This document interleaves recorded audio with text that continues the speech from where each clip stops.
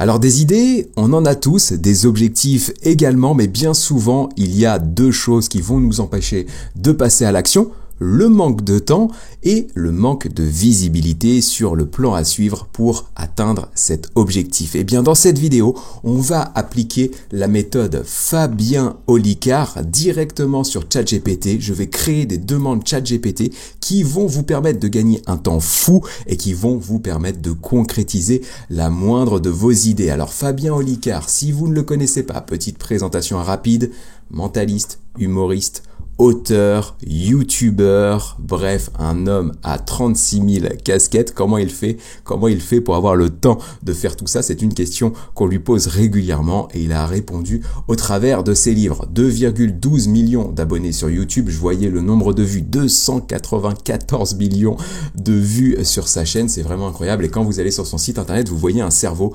avec toutes les tâches qui doivent l'occuper dans son quotidien. Et bien, ce qu'on va faire aujourd'hui, c'est qu'on va tout simplement lui emprunter ses meilleures astuces. Donc vous voyez peut-être dans mon décor juste ici son livre Votre temps est infini que je vous partagerai en lien dans la description. Je vais extraire certaines astuces de ce livre et on va les transposer sur ChatGPT et surtout je vais en profiter pour sortir des astuces de son dernier livre Votre idée va devenir une réalité. Fabien a eu la gentillesse de me l'envoyer, vous voyez peut-être pas, même de me faire une petite dédicace ici.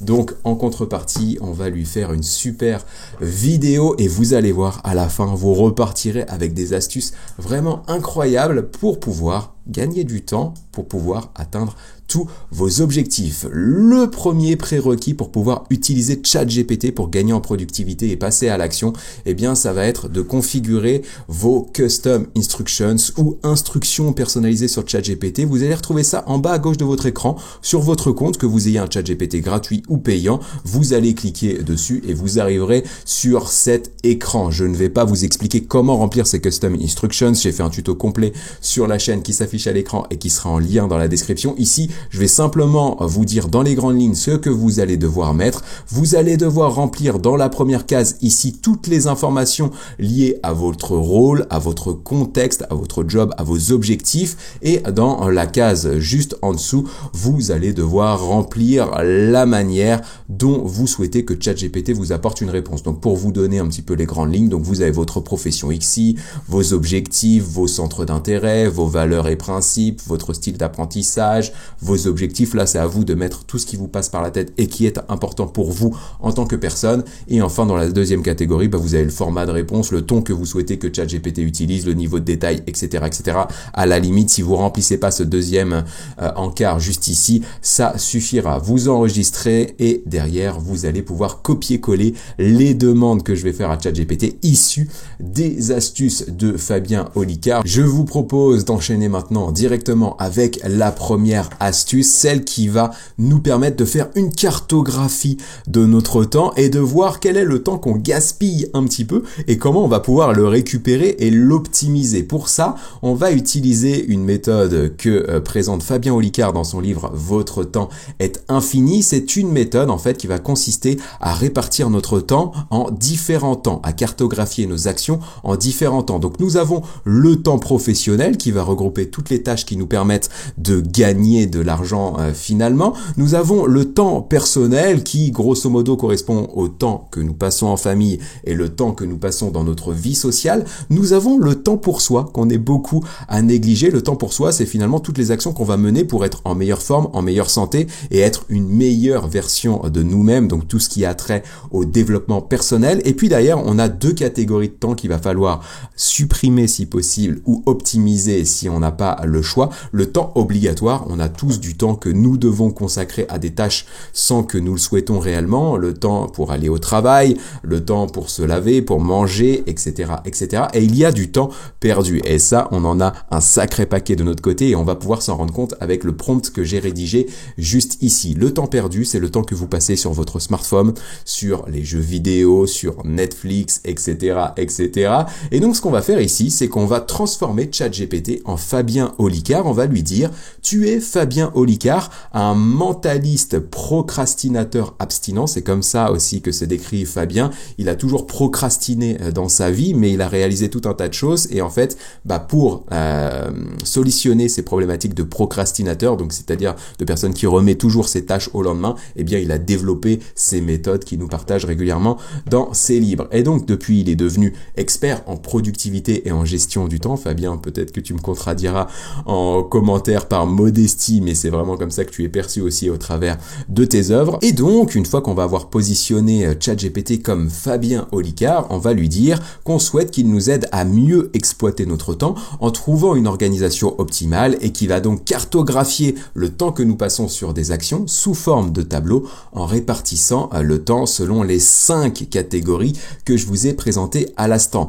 Voici ce que j'ai fait la semaine dernière pour ta cartographie, ce qu'on dit à ChatGPT, et on va pouvoir indiquer les tâches que nous avons menées la semaine dernière pour avoir un petit historique. Et derrière, on va lui dire, peux-tu également me transmettre le pourcentage de temps alloué par type de temps? En fait, l'idée, ça va être de savoir comment est réparti notre temps selon les 5 types qu'on nous avons juste ici. Ça va nous permettre d'identifier assez visuellement les déséquilibres qu'on va avoir, par exemple, entre le temps professionnel et le temps personnel, ou alors le déséquilibre aussi avec le temps perdu par rapport au temps où on est productif. Et donc derrière, de nous faire ces meilleures préconisations pour tirer profit de notre temps en fonction de nos objectifs. Donc c'est pour ça que c'est bien de les avoir enseignés dans les Custom Instructions et de notre équilibre.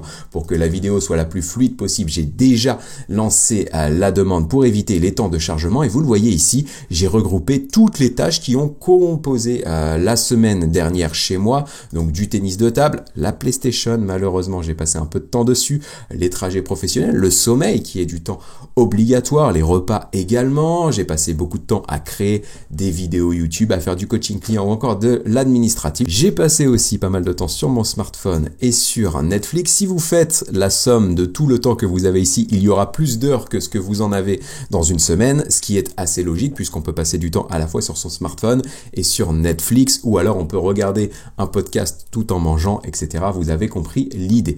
Et donc, comment va cartographier Fabien Olicard, ChatGPT, mon temps derrière? Eh bien, regardez, je passe 31% de mon temps, quasiment un tiers de mon temps dans le temps professionnel. Le temps personnel ne représente que 7%. C'est assez incroyable quand on le voit comme ça. On voit qu'il y a un réel déséquilibre entre le temps pro et le temps perso. Le temps pour soi, c'est le plus faible de la partie. Est-ce que c'est logique ou pas? On va voir ce qu'en pense derrière ChatGPT. Le temps obligatoire, il est quand même à hauteur de 40%. Donc, est-ce qu'on peut le supprimer ou est-ce qu'on peut en tout cas l'optimiser en faisant différentes choses en même temps? Par exemple, quand on fait des repas, eh bien, on peut écouter des podcasts ou encore écouter des livres audio pour ajouter justement du temps pour soi juste ici. Et enfin, le temps perdu à hauteur de 20%. Est-ce qu'on va pouvoir faire des économies de ce côté? Eh bien, on va le voir juste là.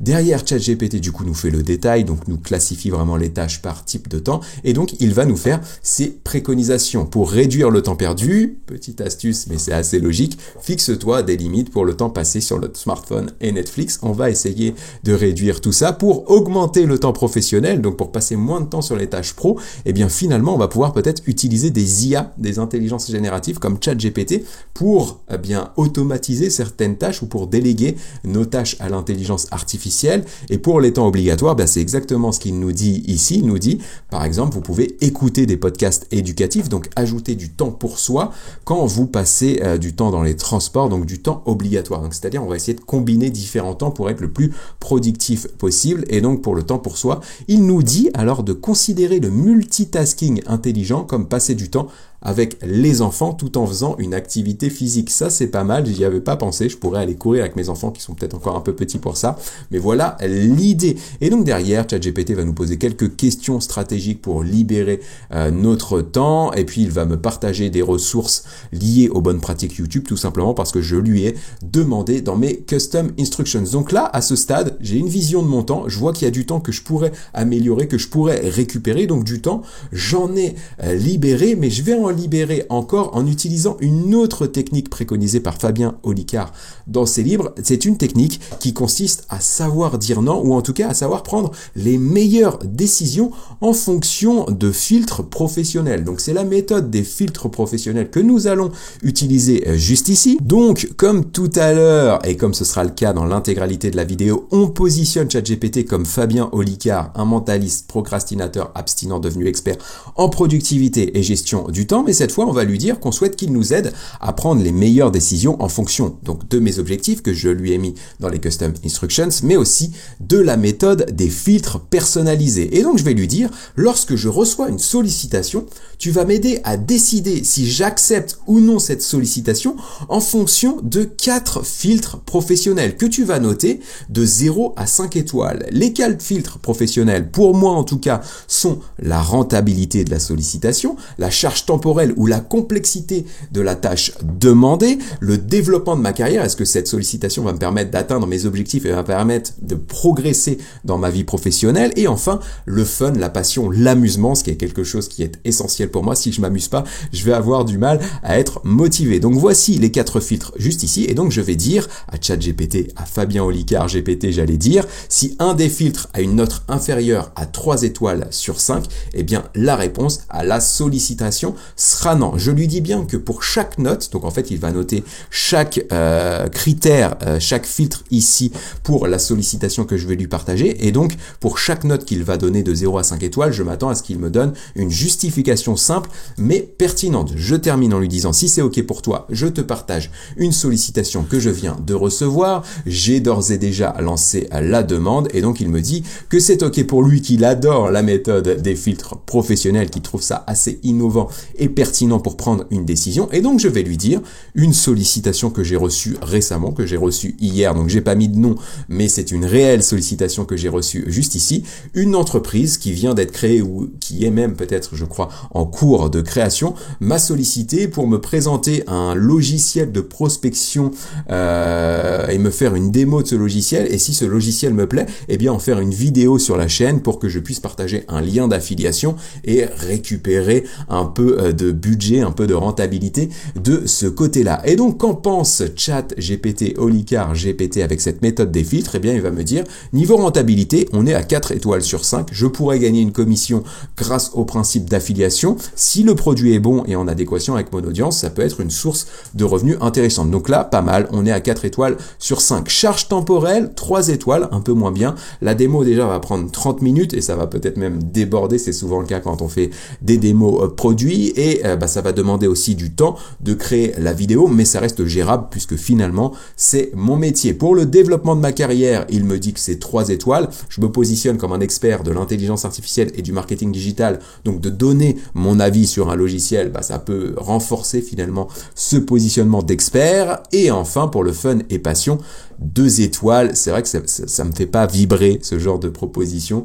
L'entreprise est nouvelle, donc le produit pourrait être en version bêta, pourrait être instable, donc ça pourrait poser des problèmes aux personnes qui investissent dans cet outil et qui pourraient venir me solliciter par mail ou en commentaire YouTube pour me dire il y a des problèmes par rapport à ce que tu m'as proposé, ça pourrait être des ennuis pour moi, donc je vais pas m'amuser là-dessus. Donc 2 étoiles. Et donc le bilan, ChatGPT me dit tous les filtres ont une note de 3 étoiles ou plus, sauf celui fun et passion qui est essentiel pour moi, qui a une note de 2 étoiles. Donc selon ta règle, cela signifierait que la réponse devrait être non. Je vous encourage vraiment à tester cette demande auprès de ChatGPT. Pourquoi? Parce que quand vous allez recevoir une sollicitation, eh bien souvent, vous n'allez pas savoir dire non, ou vous n'allez pas oser dire non. Et donc, de dépersonnaliser un petit peu cette sollicitation en la mettant sur l'intelligence artificielle et en voyant que finalement, objectivement, sans vos émotions à vous, la réponse c'est non, en fonction de critères que vous avez définis. En gros, vous n'êtes pas biaisé par tout ce que vous ressentez, l'empathie, peut-être la peur de décevoir, etc., etc.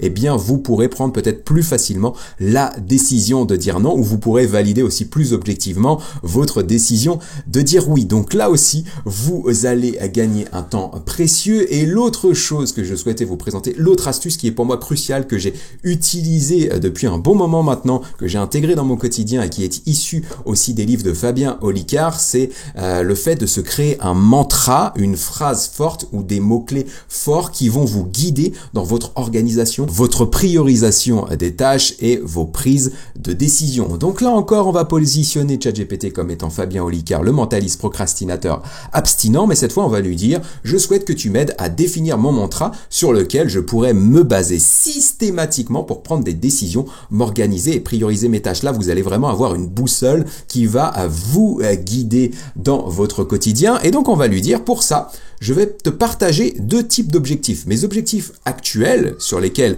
je travaille et enfin des objectifs ultimes que j'aimerais atteindre dans ma vie pour avoir l'épanouissement maximum. Et je vais lui dire, à partir de ces objectifs, eh bien, tu vas suivre les instructions suivantes. Étape numéro 1, à partir de mes objectifs actuels et ultimes, tu vas dresser une liste des 5 valeurs principes qui semblent importantes pour moi. En fait, c'est ça qui va être important, c'est d'avoir de l'objectivité grâce à l'intelligence artificielle qui va vous permettre de prendre du recul par rapport à ce sur quoi vous travaillez pour comprendre vraiment pourquoi vous focalisez votre énergie et votre attention sur ces tâches. Vous allez pouvoir dresser vos valeurs là-dessus. Ça va vous permettre vraiment de prendre du recul et donc à partir de ces 5 valeurs principes, étape numéro 2, il va identifier 5 mots importants pour nous. Et une fois qu'il aura identifié ces 5 mots importants, on va lui dire fais bien le tri et ne garde que 2 mots-clés importants, les plus forts. Et ce sont ces 2 mots-clés qui vont nous guider au quotidien, qui vont composer notre mantra. À partir de ces 2 mots, étape numéro 4, eh bien, on va demander à ChatGPT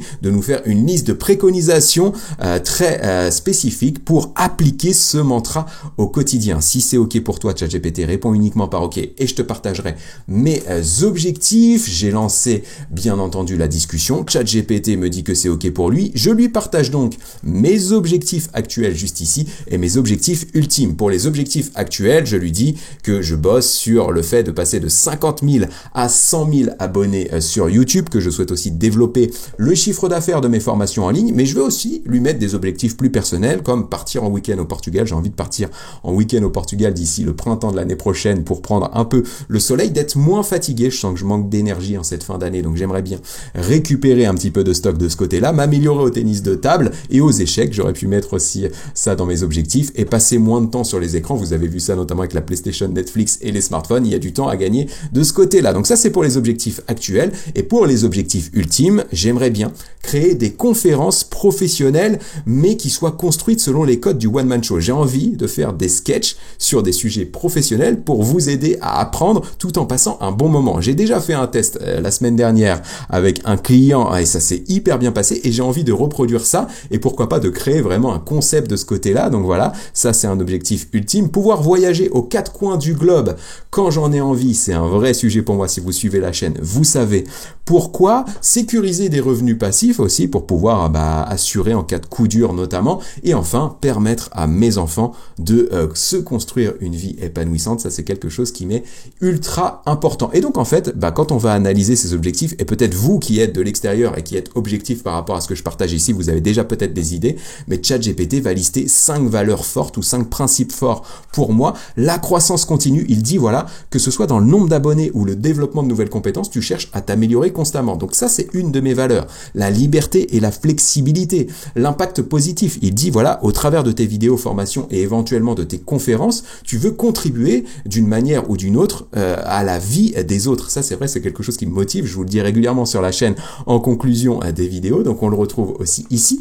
Avoir un équilibre de vie. Il voit que c'est quelque chose qui est important pour moi. Je veux être moins fatigué. Je veux aussi passer plus de temps en famille et de temps pour moi et essayer d'équilibrer la balance vie pro, vie perso. Et enfin, efficacité et rentabilité. Je veux maximiser le ROI de mon temps et de mes efforts. Et donc, à partir de ces 5 valeurs principes, eh bien, ChatGPT va identifier 5 mots-clés importants pour moi. La croissance, la liberté, l'impact, l'équilibre et l'efficacité. À partir de ces 5 mots, comme je lui ai demandé dans l'étape numéro 3, il va retenir les 2 mots-clés les plus forts. Donc la croissance, il couvre à la fois l'augmentation des abonnés et le développement personnel, professionnel. Donc c'est important pour moi dans mes objectifs. Donc croissance et enfin équilibre. Il rappelle l'importance de ne pas sacrifier la vie personnelle à la vie professionnelle qui est un réel enjeu pour moi. Donc croissance, équilibre, c'est mon mantra et en gros ce que je dois faire désormais, c'est prendre toutes mes décisions et m'organiser en fonction de cette boussole croissance équilibre. Et ça, c'est vrai que c'est quelque chose qui est cher pour moi. Je vise une croissance raisonnable. C'est pour ça que j'embauche pas à tire-larigot dans mon entreprise, que je ne cours pas après les clients. L'idée, c'est plutôt d'avoir une croissance responsable, maîtrisée, pour éviter de se laisser déborder et d'avoir un déséquilibre vie pro, vie perso. Donc on le retrouve ici. C'est vraiment assez bluffant parce que c'est vraiment ce qui me guide au quotidien, et ChatGPT arrive à l'identifier de cette manière-là. Et donc il va me donner ses préconisations pour appliquer croissance équilibre dans mon quotidien. Donc analyser les performances de mes actions pour allouer mon temps à ce qui fonctionne le mieux et peut-être ne pas dépenser du temps dans ce qui fonctionne pas, faire des A/B testing, donc tester différents formats pour voir ce qui fonctionne le mieux aussi et pouvoir tirer des conclusions, me former pour pouvoir progresser, que ce soit dans des développements personnels, dans des trucs un peu perso ou dans des formations professionnelles. Et pour l'équilibre, il me dit de planifier des pauses, ça c'est quelque chose que je dois vraiment intégrer dans mon agenda, faire des week-ends sans écran, ça c'est des choses que j'ai essayé de faire par le passé, que j'ai de plus en plus de mal à faire, donc je pourrais m'y remettre, et à avoir du temps de qualité, donc essayer de réserver plus de temps avec ma famille pour mes loisirs et notamment le tennis de table. Donc voilà, là ça c'est plutôt pas mal. Maintenant qu'on a vu un petit peu toutes les astuces pour gagner du temps, je voulais vous présenter les autres techniques de Fabien Olicard pour concrétiser une idée. Maintenant qu'on a du temps, on a des idées, eh bien on va passer à l'action, on va lever tous les blocages psychologiques qu'on peut avoir pour concrétiser nos idées, ou en tout cas l'idée qui nous est la plus chère en ce moment. Et donc pour ça, on va faire une nouvelle demande à ChatGPT qu'on positionne à nouveau comme Fabien Olicard, mais on va lui dire cette fois qu'on souhaite qu'il nous aide à passer à l'action et à concrétiser nos idées, et que pour ça, il va se baser sur une loi des 10% que présente Fabien Olicard dans son livre Votre idée va devenir réalité. En fait, l'idée de cette loi des 10%, c'est de dire quand on a une idée ou quand on a un projet en tête, en fait, on va se poser toutes sortes de questions. Comment on va faire ceci, comment on va faire cela, comment on va régler problème 1, 2, 3, 4, etc. Et en fait, en regardant toutes ces questions en masse, en fait, on n'a pas forcément les réponses, et donc le fait de ne pas avoir des réponses, eh bien, ça va nous bloquer dans le passage à l'action. Eh bien, cette loi des 10% que moi aussi j'applique dans mon quotidien, c'est l'idée de dire qu'en fait, j'ai un projet, j'ai des questions qui me viennent en tête, mais si j'arrive à répondre à 10% de ces questions, eh bien, je peux passer à l'action. Les autres 90% des questions qui restent en suspens, eh bien, j'y répondrai au fil de l'eau. Et donc, on va demander à ChatGPT, eh bien, de nous aider à passer à l'action en utilisant cette loi des 10%. Et pour ça, je vais lui soumettre une idée et lui va suivre les instructions suivantes. Étape 1, il va identifier toutes les questions et toutes les problématiques auxquelles je devrais répondre pour concrétiser mon idée. Donc là, je vais avoir la montagne que je dois gravir. Derrière, je vais lui dire, identifie également les principaux obstacles imprévus que je pourrais rencontrer dans la concrétisation de cette idée. Donc là, je vais avoir encore une plus grosse montagne face à moi et je vais avoir très très peur de passer à l'action. Mais je vais lui dire, identifie maintenant les 10% des questions problématiques les plus importantes dans la concrétisation de ces idées et apporte-moi une réponse à ces 10% des questions les plus importantes. Et donc du coup, j'aurai un point de départ qui me permettra du coup de concrétiser, de commencer à agir pour concrétiser mon idée. Comme toujours, je lui dis que si c'est OK pour lui, réponds uniquement par OK et je te partagerai mon idée. J'ai lancé la demande juste ici, il me dit OK et donc je vais lui soumettre la même idée que je vous présentais tout à l'heure. Je souhaite créer un format de conférence sur 1 heure autour des bonnes pratiques à suivre pour développer son chiffre d'affaires avec l'intelligence artificielle, mais je souhaite intégrer l'humour et les codes du one-man show dans cette conférence pour en faire un format original dans lequel on va apprendre et on va se divertir. Et donc derrière, vous le voyez, il me pose 10 questions qui pourraient direct me dire non mais cette idée-là, elle est trop compliquée, je la mets de côté, on verra plus tard, et je procrastine et finalement je la concrétiserai jamais. Donc quel est le contenu de la conférence? Qu'est-ce que je vais pouvoir mettre dedans? Comment je vais intégrer l'humour? Quelles sont les vannes que je vais pouvoir intégrer à l'intérieur? Comment je vais structurer le contenu pour que ça tienne dans 1 heure? Qui sera la cible? Quels sont les canaux que je vais utiliser pour faire la promotion de cette conférence? De quel matériel j'aurai besoin? Dans quelle salle je vais faire ça? Etc. etc. Donc bref, vous voyez l'idée, on a beaucoup de questions ici. Il y a aussi des obstacles qui pourraient être imprévus comme des problèmes techniques pendant la conférence ou un manque de participation, peut-être des bides dans les vannes que je pourrais réaliser et donc ça peut être stressant. Donc voilà, j'ai les questions, les problématiques et les obstacles et donc derrière il me dit focalise-toi sur les 10% des questions les plus importantes, donc le contenu que tu vas mettre dans cette conférence, comment comment tu vas intégrer l'humour dans cette conférence et quelle va être la cible de la conférence. Et donc là, ChatGPT commence à m'apporter des réponses de ce côté-là. Donc il va me dire, le premier truc que tu peux faire maintenant, c'est identifier 3 à 5 points clés de l'IA qui ont un impact direct sur le chiffre d'affaires et qui composeront finalement la trame de ta conférence. Pour intégrer l'humour, il va dire, ça serait bien de mettre une anecdote drôle pour chaque point clé que j'aurais identifié précédemment. Donc je commence à avoir une idée assez précise. Là, je pourrais prendre une feuille, lister les 3-5 points clés de l'IA qui sont importants que je vais aborder dans la conférence et pour chaque point clé, mettre une anecdote ou une blague ou une vanne, voilà, un truc un peu marrant sur chaque point et qui permettrait de lancer un petit peu la formation sur ces 5 points clés. Et enfin, le cible de la conférence, il me dit, vu ce que tu m'as partagé dans les custom instructions tout à l'heure, comme on l'a vu en début de vidéo, tu pourrais viser les entrepreneurs et les marketeurs. Donc en fait, là, voilà, j'ai 10% des questions qui sont répondues. Je peux passer à l'action. Et pour ça, on va utiliser une autre technique que Fabien Olicard préconise et que moi aussi, je partage régulièrement en coaching, c'est la théorie des petits pas. En fait, ce qui se passe quand vous imaginez un projet ou une idée que vous souhaitez concrétiser, vous allez voir, vous allez regarder la montagne que vous devez gravir finalement dans sa globalité et de voir tout le chemin que vous avez à parcourir, ça paraît trop important pour que ça vous motive à passer à l'action. Et donc là, l'idée ici, ça va être de vous fixer des étapes intermédiaires, des objectifs intermédiaires et des petites tâches à mener les unes après les autres pour avancer un pas après l'autre et pouvoir tranquillement concrétiser votre idée. Et donc ce qu'on va dire ici à ChatGPT, on va lui dire, en utilisant cette théorie des petits pas, tu vas me proposer une to-do list, donc une liste de tâches à réaliser, détaillée pour concrétiser mon idée, et je vais lui dire que sa to-do list doit contenir du coup des objectifs SMART, ce sont des objectifs spécifiques, mesurables et atteignables notamment, donc des objectifs intermédiaires que je pourrais aussi célébrer une fois que je les aurai atteints. Ça, c'est un point important que répète souvent Fabien dans ses conférences et dans ses livres et que j'ai pu moi remarquer aussi dans mon quotidien professionnel, et quand je vais vous le dire, ça va vous parler également. En fait, quand vous avez un énorme objectif, un gros projet que vous menez et que vous attendez la fin pour le célébrer, vous dire voilà, je pourrais souffler quand j'aurai terminé ce gros projet, vous allez arriver au bout et en fait vous allez avoir un gros sas de décompression, et en fait plutôt que de célébrer, vous allez limite avoir un gros down, un gros bas niveau psychologie, niveau motivation, et ça va être très très difficile de vous remotiver derrière. Et donc pour éviter ça, l'idée c'est de se dire ok, j'ai un énorme objectif, mais je vais pas attendre de l'avoir réalisé pour le célébrer, je vais me fixer des objectifs intermédiaires, et pour ça, objectif intermédiaire atteint, je vais le célébrer en m'accordant peut-être des petits kiffs à droite à gauche. Donc là, je vais aussi solliciter l'aide de ChatGPT pour me proposer des idées de célébration pour chacun des objectifs. Derrière, je lui dis d'utiliser une mise en page Markdown pour que ce soit visuel et des emojis pour qu'on puisse voir ça de manière très percutante. Et donc, regardez, il me donne la to-do list pour la conférence IA et développement du chiffre d'affaires juste ici. Donc il va nous dire, il y a une phase de recherche de contenu. L'objectif lors de cette phase de recherche, c'est de rédiger un plan détaillé de la conférence dans les 2 prochaines semaines. Donc il va me lister 4 actions concrètes à mener pour pouvoir atteindre cet objectif ici. Ensuite, on a la phase de ciblage avec son objectif et on a 3 actions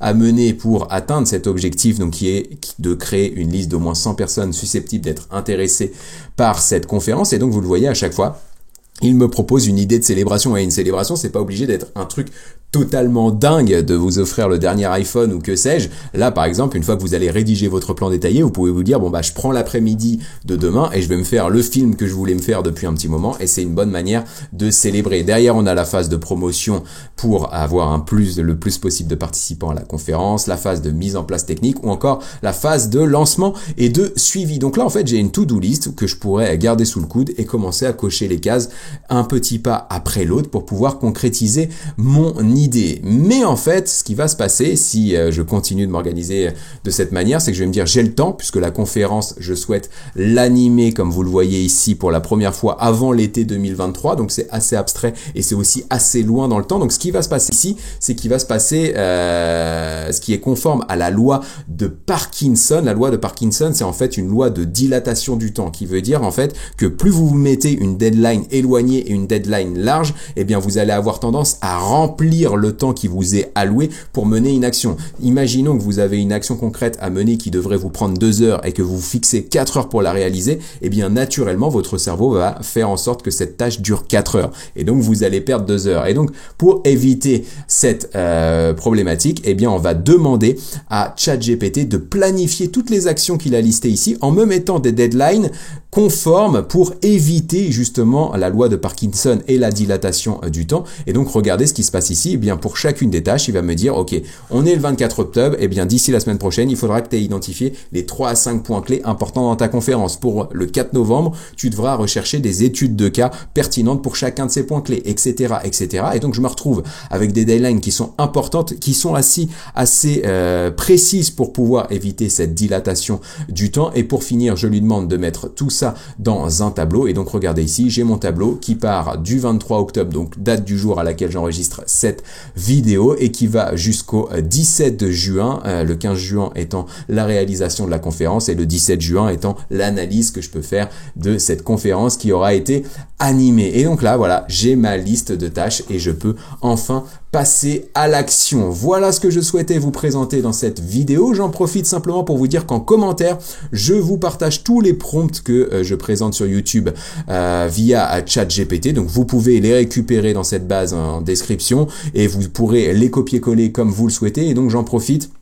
Dans notamment la catégorie ces prompts vont vous scotcher. J'ai le prompt Eisenhower juste ici qui consiste à prioriser, classifier vos tâches en fonction de la matrice Eisenhower que je présente dans cette vidéo qui s'affiche à l'écran et qui sera aussi en lien dans la description. Et pourquoi je vous en parle là? Parce que Fabien aussi en parle régulièrement de la matrice Eisenhower dans ses livres et donc c'est un point commun qu'on peut avoir là-dessus de s'organiser de cette manière et vous verrez, c'est assez puissant. J'espère que cette vidéo vous aura plu. Fabien, si la vidéo t'a plu, n'hésite pas à me le dire en commentaire. Si tu as 2-3 minutes, ce serait top d'avoir ta réaction sur la chaîne. Moi, je vous retrouve très bientôt avec de nouvelles astuces, des tutos, des démos, bref, tout ce qui concerne l'intelligence artificielle avec toujours le même but, et ChatGPT l'a confirmé tout à l'heure dans mon mantra, celui de vous donner toutes les clés pour que vous puissiez profiter des opportunités que l'intelligence artificielle génère. Et on en a encore vu pas mal dans cette vidéo. Je vous mets également les liens des livres de Fabien Olicard en description. Si vous les lisez ou vous les avez lus, n'hésitez pas à me faire part